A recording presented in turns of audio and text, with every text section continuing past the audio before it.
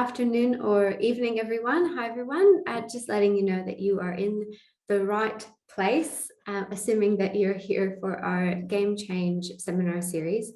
My name is Ewelina, and I am a program manager with the Institute for Climate, Energy and Disaster Solutions, and will be your host, so to speak, for our presentation today.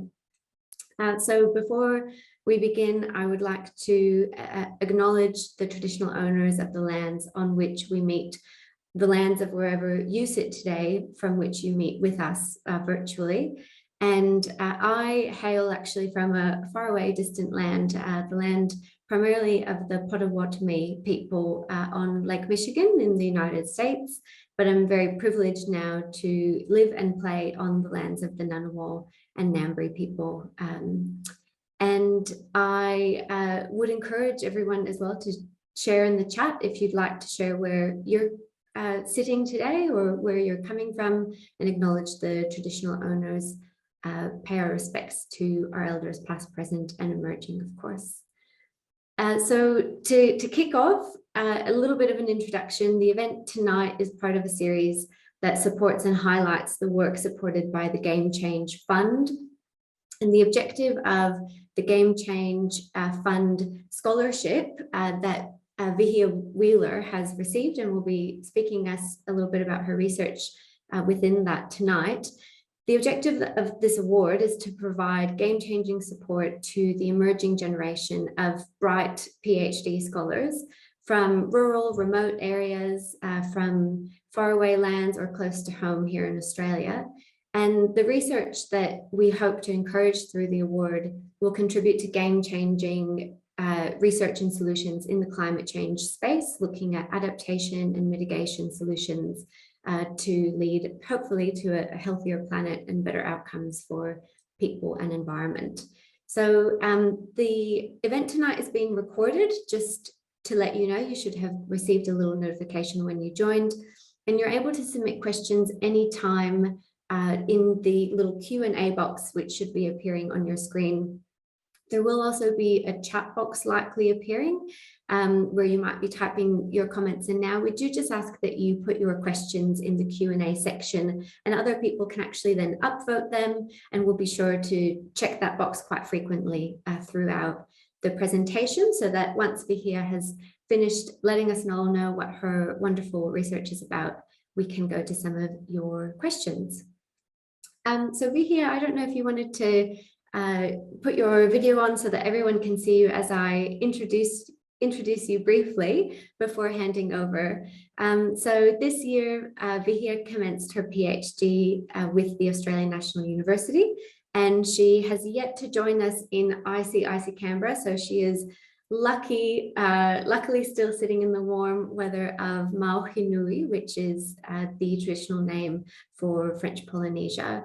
And she'll be researching her ancestral land views and decolonial futures across French Polynesia and in Tahiti specifically. So Vehia's research is concerned with examining ancestral resiliency in the face of environmental fluctuations.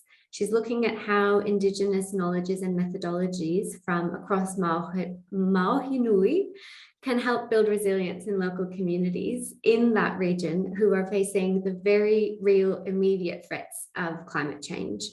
So very much on the front lines, and I'm personally really excited to hear more. I've been privileged to hear a little bit already about how we can better incorporate Indigenous knowledges into the work that we have to do as a global society. So with that, Vehia, I will hand over to you and introduce you to share with us your presentation. Hi, great. Okay, thank you. Let me just do a share screen here really quickly so I can, yeah, okay. So yes, to start off with, Yorana Tato and Aloha Kako, Maruru te parira te imahana te ipo. First of all, I'd like to acknowledge that I am in Tahiti, I'm located on the island of Tahiti, which is located in the Pacific region. I acknowledge the original Indigenous people as landholders, and I support Land Back. And thank you so much to ANU and ICEDS for this opportunity to share my research tonight. And thank you so much to everyone for showing up. This is really cool that you guys are here with us tonight, and we can have a really interesting discussion about things that we're all interested in. So my presentation tonight is on Indigenous knowledges and climate change in Mā'ohi Nui. I am Vehia Wheeler. I am a Ta'ata Mā'ohi, or an Indigenous person of this area, specifically Tahiti.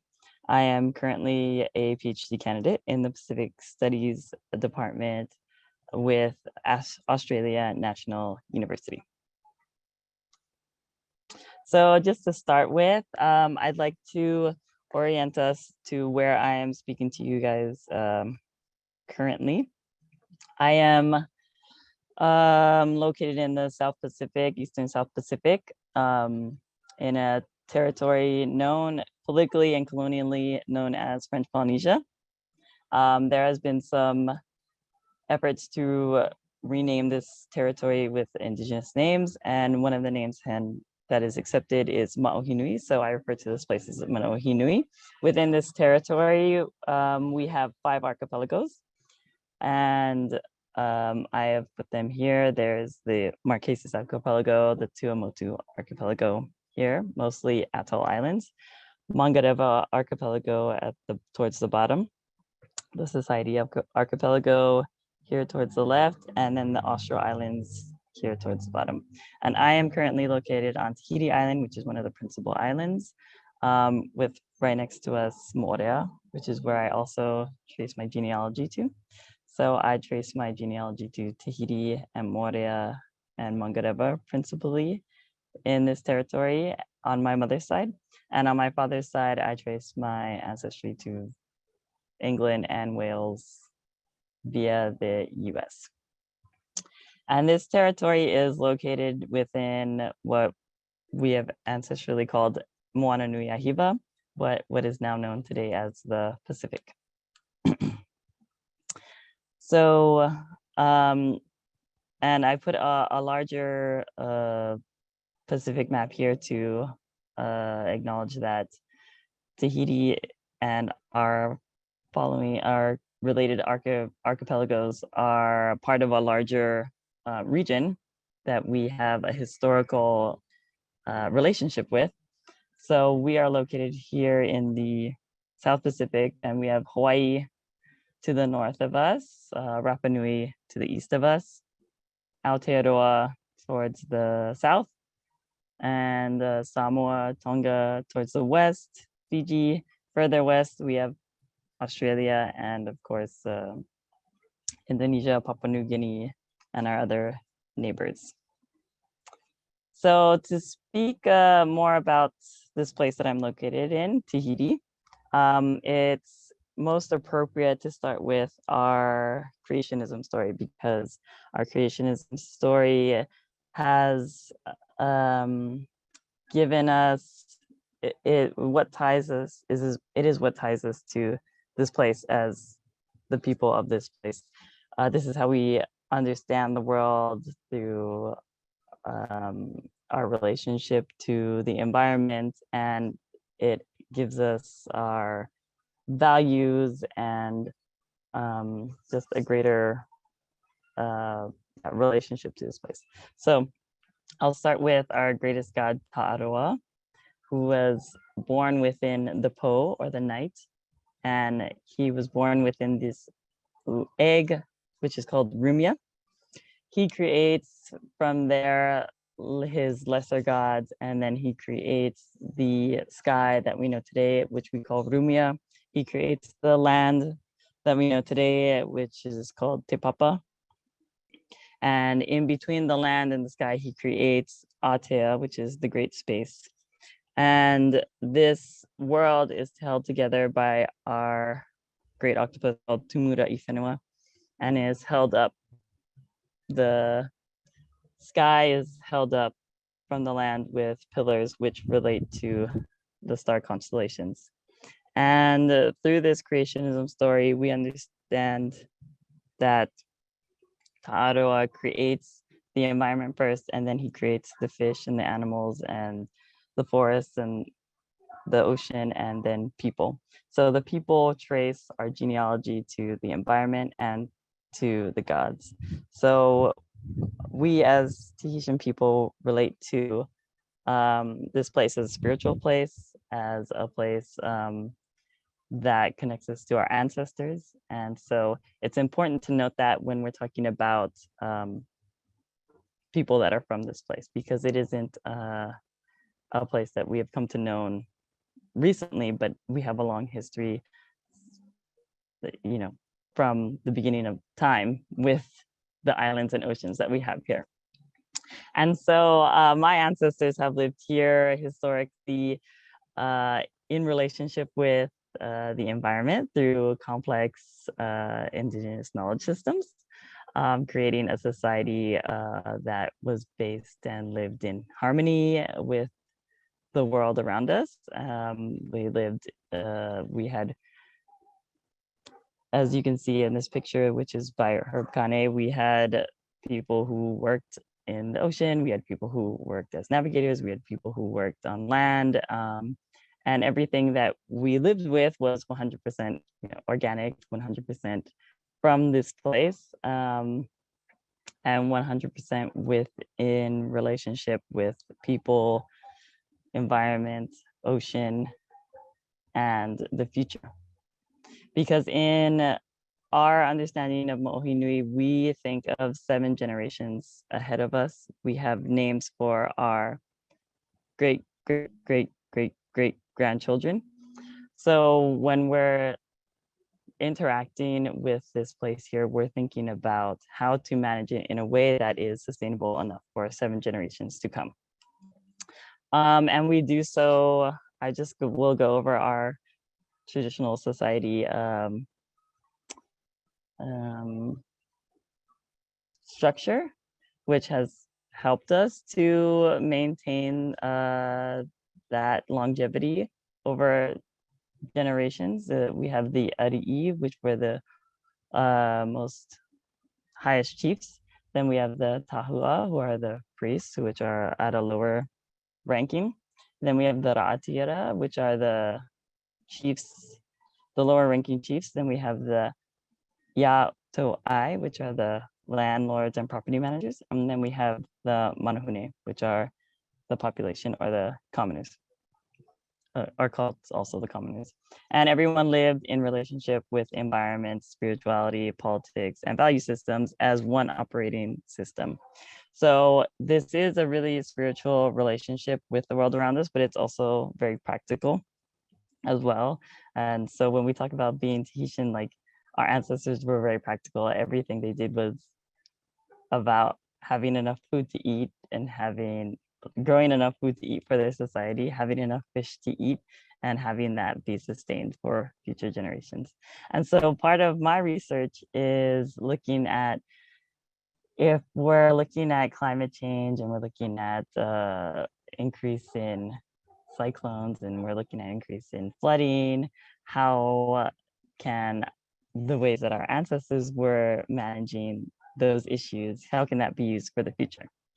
So when I was looking at research through my master's thesis, that's what I studied. And I looked at a lot of previous maps of land management through archaeology. And this is an archaeology map of Papino Valley on Tahiti Island, which receives a lot of rain from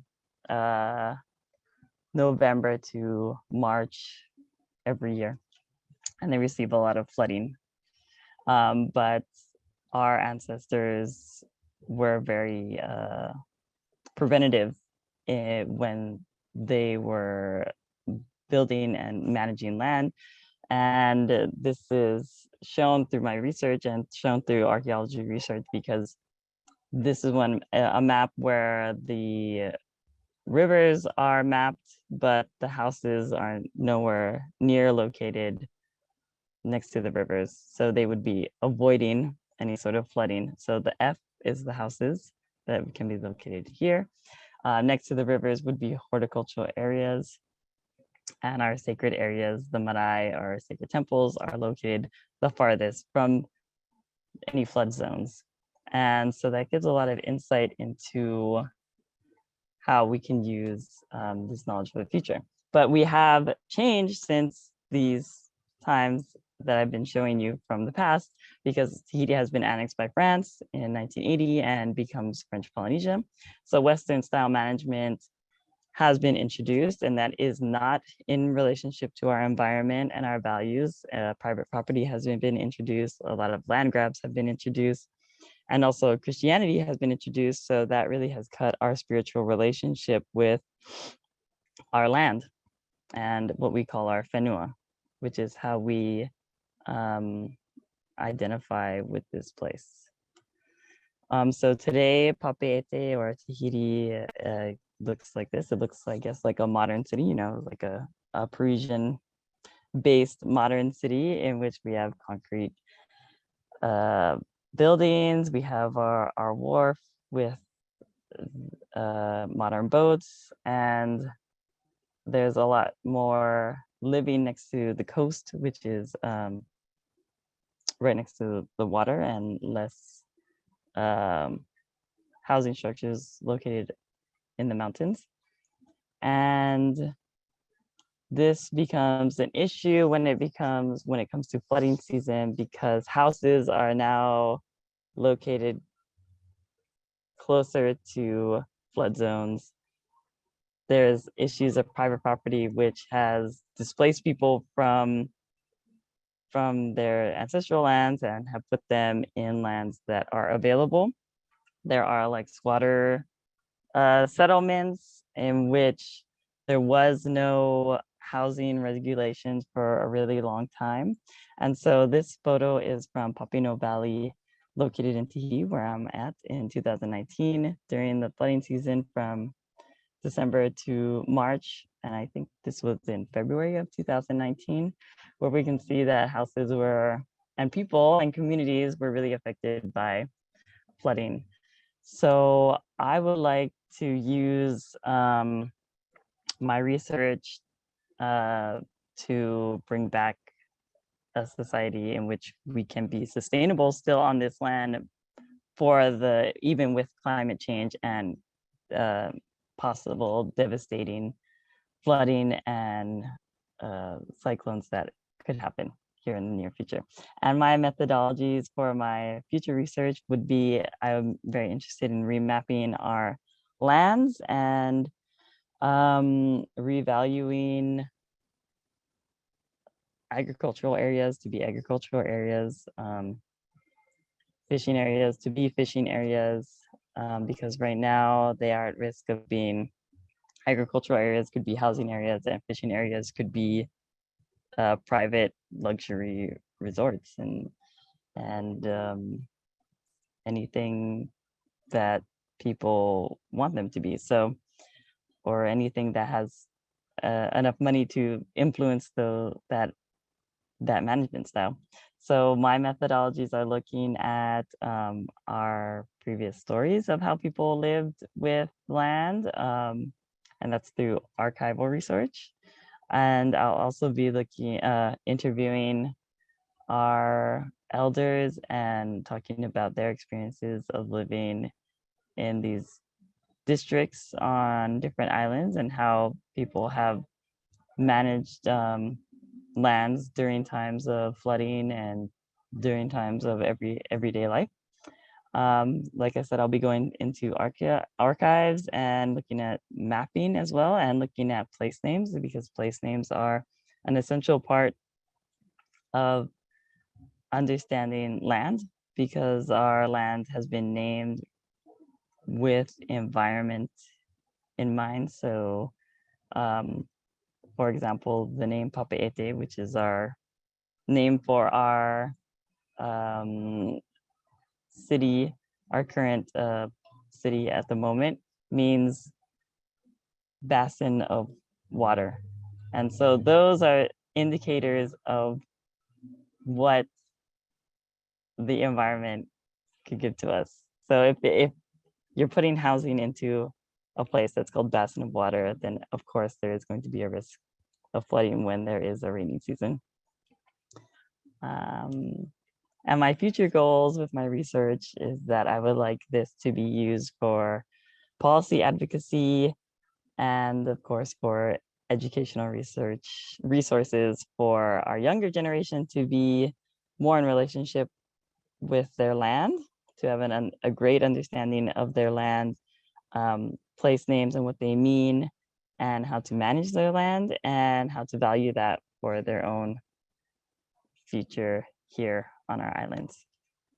And thank you very much for listening to me today. And I welcome any questions or comments. And thank you again, of course, to ANU ICEDS.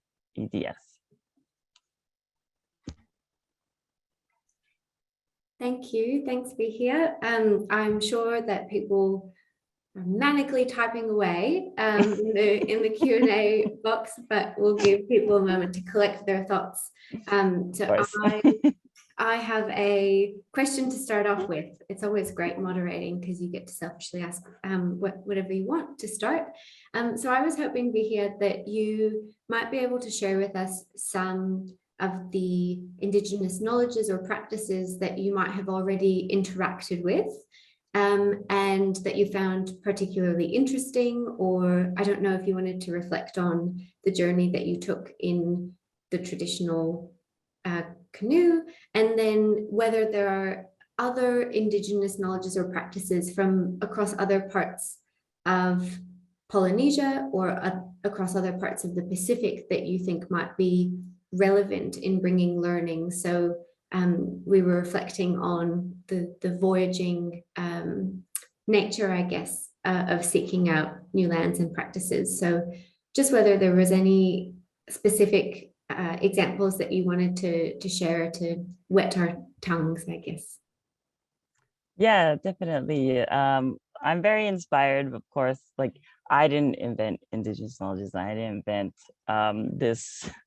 this type of research. I'm very inspired by the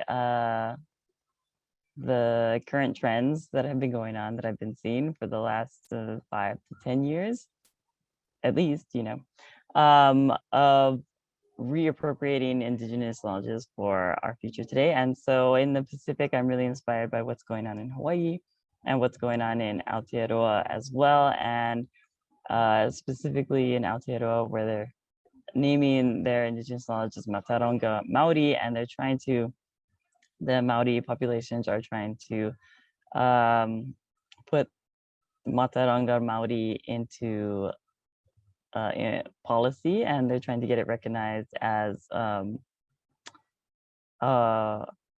practice of science, which is equal to Western science, and of course could be even better within the context of Aotearoa, because it comes from that place, and it's been knowledges that have been developed over hundreds of years. So that's where I'm at right now. So I study and I research and quote a lot of things coming from Hawaii and Aotearoa for those reasons. And I think there's less here in French Polynesia in terms of looking at Indigenous knowledges. And well, there's some, but I wouldn't say it's as robust at an academic level that it could be at. But I think well, I was sorry, I was just gonna say, I think we have some questions. So yeah, absolutely. I was going to say that's where your research comes in increasing that knowledge, hopefully. So I guess a follow-up question on that. So Patricia has asked about challenges, I guess, with accessing information during your research, such as traditional names for areas that have since been commercialized, and I guess how you might go about that. So you touched on that in your methodology, but if you wanted to expand, maybe it seems like there's interest.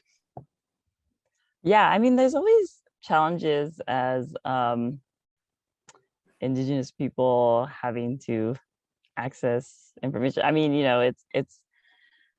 Indigenous people have gone through a lot of trauma within, I don't know, the last 3 or 4 generations, and going through cultural shock and going through the misappropriation of our knowledges and the erasure of our knowledges. So it's very touchy.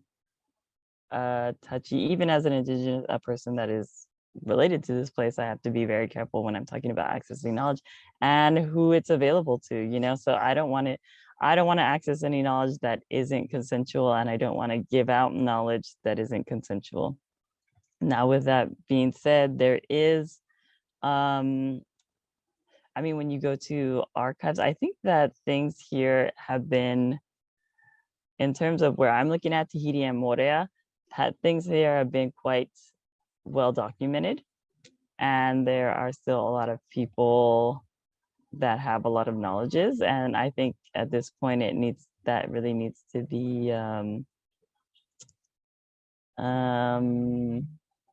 put into recognized and be put into something available at a larger level, which people are doing, I think, on Tahiti and Moorea. But there are quite a bit of maps and archives that I can access due to that. Excellent. So one of the most popular questions already is a question from Ruth, and asking about commenting, I guess, on how traditional knowledge systems currently inform policy. So you mentioned a few examples across the way, but maybe more specifically again. Yeah, sure. So I think here in Tahiti, what's quite inspirational to me is one of my directors of my thesis has been working on fishing management and using traditional knowledges as part of informing policy.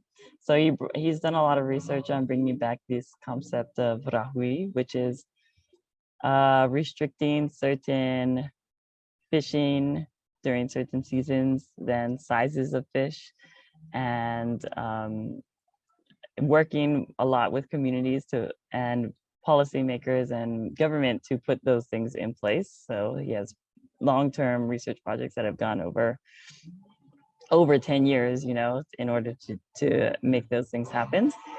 But I do notice, and I notice that fisheries management is very popular in the Pacific, but I have noticed that land management here, specifically in Tahiti, has not taken that same course. So my research, I think, will be quite novel in trying to bring that to a policy level, to bring back ancestral land management and restrictions of places based on that. Yeah, I think that'll be quite new here. Yeah, which is great to have, I guess, that step in the right direction. There is a relevant question from Sylvie that follows on from that. I guess it touches on the idea of challenges in some respects. And like you said, Vehia, there will always be challenges, a myriad of challenges in different ways.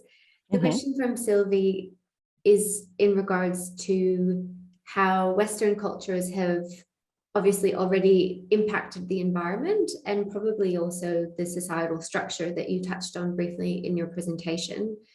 And that connection with land and people has shifted. And so in the context, I guess, of Western ideas or language, maybe when we talk about sustainable growth mindset or other terms like that, do you see Indigenous knowledge as being applicable or relevant to shifting those Western ideas, or is it reframing the conversation entirely for a return or, a shift to something new entirely, I guess?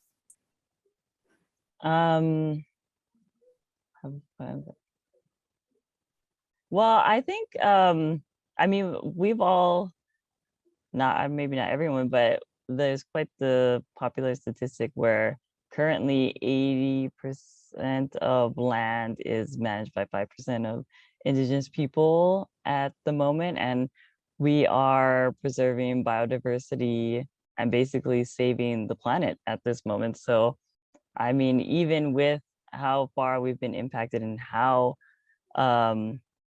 little of a population that is protecting that biodiversity, we still are, I mean, if you're looking at the Amazon, if you're looking at Papua New Guinea, if you're looking at these large numbers of people that don't live within the West, we have still quite a bit of power, you know? And I would say that that actually just needs to be continue to be highlighted and uplifted, because we shouldn't be erasing those people. That should be on the front lines, honestly, of climate change. And those people should be on the front lines of making policy, because they're saving the planet. You know, like people in the Amazon are saving the planet. Indigenous people in the Amazon are saving the planet. And we have to like acknowledge that and really give them the space and the power and adapt to what these people see for the future and what our people see for the future as a serious way to look at the future. So I think you might have just answered this question as well, but the question from Lucy reads, I guess, asking about a no-brainer Australian intervention or implementation of some sort of change that could be a step change for Indigenous knowledge awareness in Australia. And so maybe that's reflecting on experience that might be more broadly contextual, again, globally. But it might just be exactly what you said. Yeah, I mean, I would love, I think that's a really important question, and it's important that First Peoples of Australia would be answering those questions, because it's the most appropriate of who could, you know, because they know the context. I might know the context of where I'm at located currently, which is Tahiti, but of course there is a lot of like what's it called? You know, it's like relation. What's that called? Like overlapping or overlapping? Yeah, thank you. But yeah, of course, like we're kind of in the same situation, right? Like Indigenous knowledge needs to be highlighted, but I think that First Peoples of that nation would know the best context, especially with Australian politics, because I don't have a great understanding of the techniques of policy and government there. So maybe as a follow-up question, is there anything that you think could be done to create a more supportive environment in order to allow First Peoples of any nation, I guess, to come forward? Like, are there any barriers that you can think of knocking down in a particular way, or creating opportunities in a particular way in order to encourage First Nations people to have that voice, I guess? Yeah, I mean, in general, I know that people have been, since, you know, the first time of colonization, the people have been fighting for their rights, for their knowledges, for their languages, for the transmission of their future generations to live with our value systems. So it's really just recognizing that, and I think that would be the most important first step, is support language revitalization, support immersion schools that are 100% in our languages, which can then be taught, which then can be, we can have our education and our value systems and our knowledges being passed down. And I think that would be like the first start, but there are so many ways in which what we're doing already can be supported. And it doesn't, I mean, it should be absolutely should be on the level of the COP27. Absolutely, like Indigenous people should be the ones leading the way, but also within our own lands and where we are located right now, there are a lot of small steps that can facilitate those things as well. Like I was saying, like supporting language and immersion schools would be just a huge step forward. Yeah. There's a question from Michelle that asks, I think, to learn a little bit more about the creation story that you were mentioning early on in your presentation, and also the place, so to speak, of women, and I guess women within the broader context maybe of applying Indigenous knowledges and practices to climate. Yeah, I think that's a really good question, and I should do a lot more research on that, but also but I should talk about that more as well, since I'm a woman and it affects me personally. But I know specifically here in Tahiti, women were also landowners, and so, or I think they were the landowners. So that means that we had a lot to say in terms of management of our society and our systems. And that really should be acknowledged. Like, if patriarchy has shifted those values, so now that we are only staying at home, or we're paid less, and we're not valued for all the knowledges that we have ancestrally and for the future. But yeah, she's absolutely right that women have always played a very important role, and that has been documented, and that really should be put up front. Yeah. Excellent. Changing tack a little bit, there's a popular question that's been upvoted. So I think we'll give Nicholas's question a moment to shine. And he asks, how might you suggest that we respectfully and effectively integrate knowledge and learnings from your work into, I guess, more structured climate resilience planning or climate risk assessments, which you've briefly touched on in your presentation as well? Yeah, I think that's a really great question. And what I've been seeing currently in the Pacific, at least, and where I'm located at in, is that even when Indigenous knowledge is acknowledged as a way forward for the future, Indigenous people don't get hired as the people that are writing that into policy. We don't get hired as the consultants. We don't get hired. We get consulted as free information that we get to be interviewed, and then that gets to be put into climate resiliency planning. But really, it should be that these elders that are the knowledge holders need to be appropriately put forward, and not as just the people that we're interviewing, but we need to be hired as the ones that are talking about this, and not hired in a way in which we're talking about it through a Western paradigm, as in not talking about statistics and not talking, I mean, there are certain things that are valued, certain ways of looking at the world that are valued where currently in terms of climate resiliency planning, where we're looking at statistics, we're looking at I don't know, like Western sciences, but we're not looking at value systems. We're not looking at spirituality, and those are integral to Indigenous knowledges. So like what I've been seeing when it comes to Indigenous knowledges being highlighted, it's like, okay, we'll just take out all things that come from the past, like take out the spirituality, we'll take out the relationship that people have with that they are the land. Like I see myself as the land. I don't see my body as separate from that.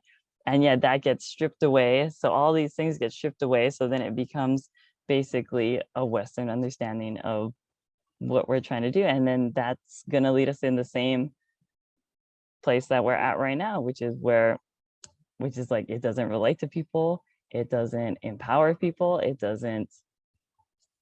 just becomes another plan that gets put on the shelf and doesn't inspire people to really lead the way for their future. There's a follow-up question that I think is relevant from Margaret, and it reads, how do you view the work of environmental science in Mā'ohi Nui to date? And so that probably ties in to some of those cultural things you were just talking about. Right. Yeah, I have been seeing environmental science as very extractive, and I've been seeing research that has been traditional research where people from the outside come in and they're able to access our land and our ocean and our people, and yet we don't get credit for that. We don't get opportunities from that. We don't get cited. We don't have financial opportunities. We don't have trainings. And so that whole paradigm needs to absolutely change, because that's been happening for the last at least 40 to 50 years here. And now that Indigenous knowledge is kind of like popular, they're like, these environmental scientists are like, oh, let's just add Indigenous knowledge into that. And it's like, that's not how that's going to work. You know, it needs to be, like I was saying, it needs to be from the people, and it needs to be a genuine relationship. And those things take a lot of time, and they take a lot of effort, and they take, I guess, a lot of humility too from outsiders and saying like, we actually don't know the best way forward for this place, and the people that live there know the best way forward for this place. So that would be an amazing shift. And I am sure that your research will help create that shift. I sure hope. Vehia, there was a question, I guess, in the context of existing research, and so you might want to continue to comment on this, but there was a question about any particularly influential people, research that's being done that maybe has influenced you that you'd be able to share for people who want to educate themselves further in this area of Indigenous knowledges as applying to climate change and solutions. If there's research that I can suggest, was that the question? I'm sorry. Yeah. Oh yeah, there's so much. I would suggest following let's see, it's finding it's also something we can put in the chat maybe at the end of the event, and we can see if we can send it out to people if it's oh, like off the top of my head, I definitely think people should follow Dan Hikuroa from Aotearoa, and who has been writing about Mātauranga Māori, or Indigenous knowledges for a very long time, and is very inspirational to me.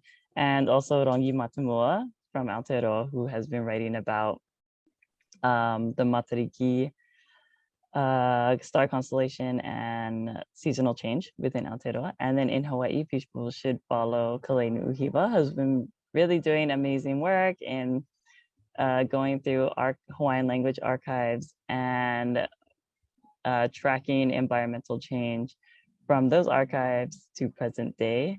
And also locally, people should be following one of my directors, Tamatoa Bambridge, and his book, which is actually published by ANU Press, called The Rahui. And it's a pretty in-depth book about this area and fishing management.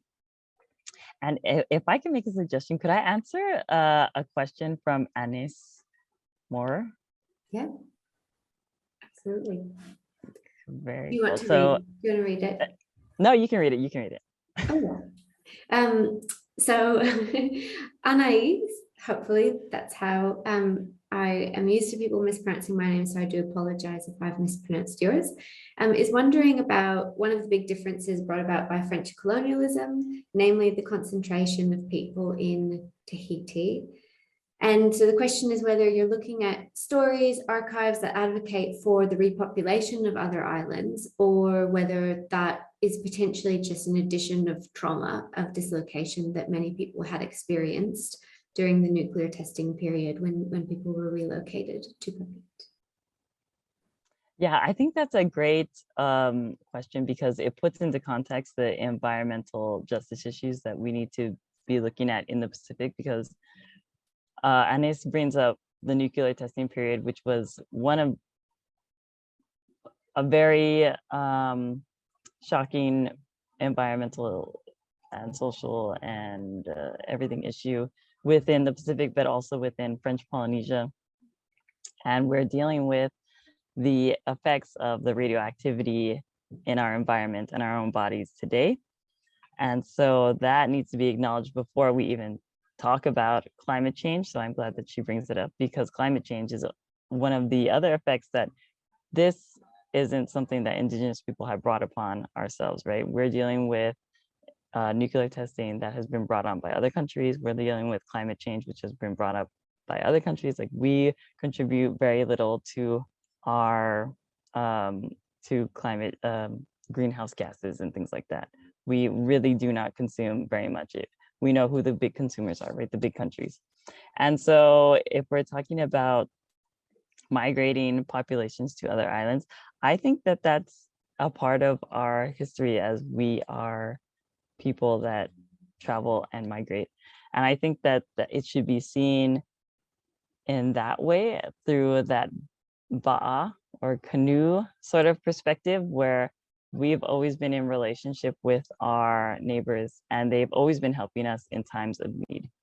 And yes, we do have to be very, very conscious of people's past, and to respectfully not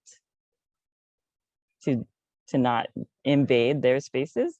But I think there are many spaces here that would be welcoming to us, and to areas that are very much at risk, even with the previous issues that have been going on here. There is a follow-up question that might relate, I guess, to that, from Nicholas again, regarding the role of government essentially in driving some of these types of policies. And so obviously, Vehia, you've already spoken about the importance of meaningfully engaging with traditional owners, and how you're hoping through your work to inform policy. So there is an element, I think, where you are hoping to engage. So I don't know if you want to just reflect a little bit on government, I suppose, in Indigenous involvement and engagement through the different procurement processes, like you were saying, and being awarded consultancies or whatever the case may be, or how it might be incentivized otherwise. Yeah, I don't think that the government should be the main driving force in Indigenous knowledges, but I think it is, if it's here at this moment, it is an essential force of power, and in choosing how our future can be shaped. So even though I advocate for people to do it on their own, people are already, communities are creating their own realities and creating their own resilient ways of resiliency here in Tahiti and throughout the world. Of course, not just Indigenous peoples, but all peoples around the world. And we should also be having the government reflect that. So the government policies should be, of course, bottom up reflective of bottom-up initiatives as opposed to top-down initiatives.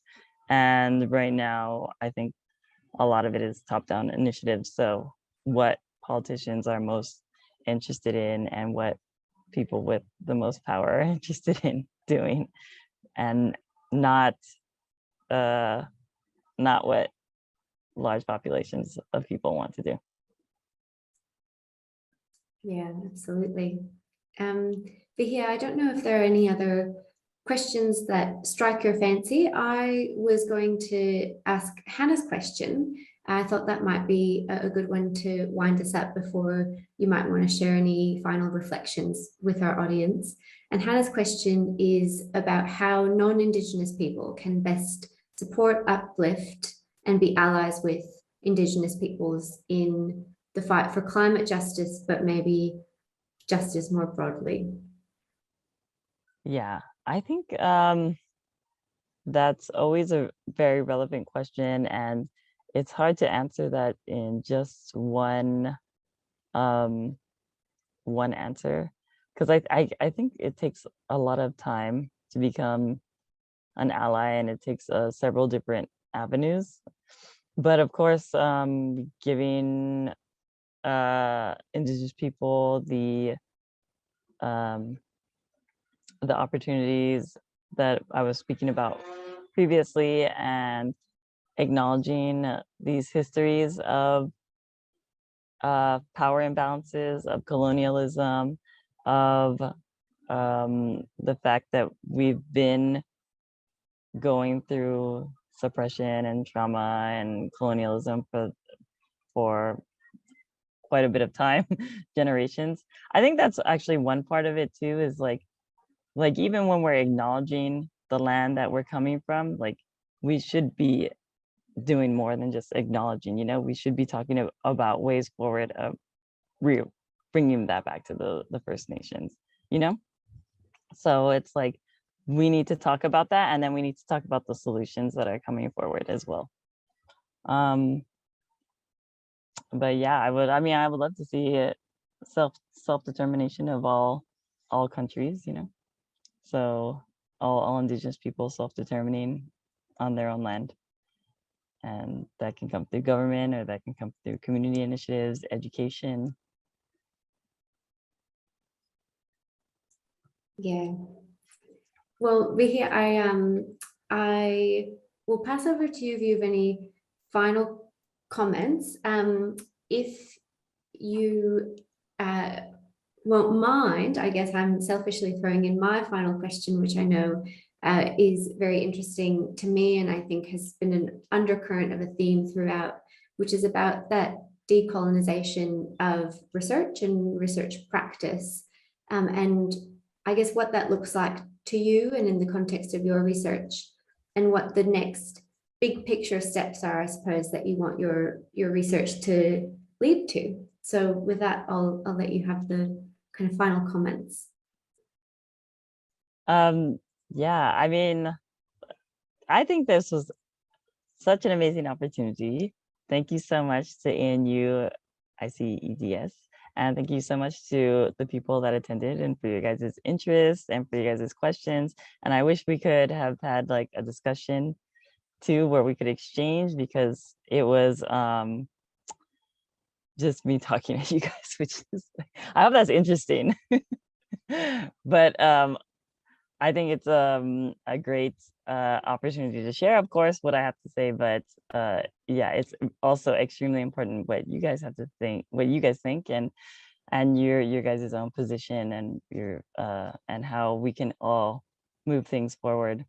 So yeah, that's the biggest objective, right, is moving things forward. And so this is a great opportunity to do that, where we're intentionally listening to each other, and hopefully making change for the future.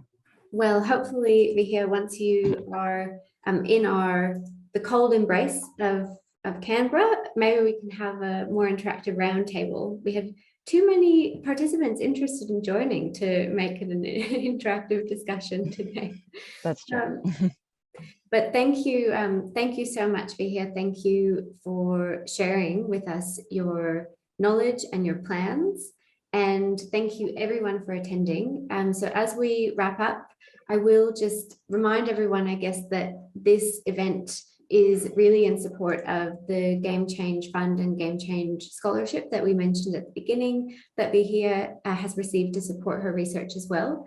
And so there will be a link in the chat about the Game Change Fund, if that's something that you're interested in learning a little bit more about. Please click through and we can always connect you with the right people. So the event has been recorded and we'll send it out to everyone. Feel free to forward it along to anyone that you think might be interested and might want to hear more. And we'll certainly share that and circulate it with everyone here who is here this evening. So thank you very much, everyone. Thank you. Thank you.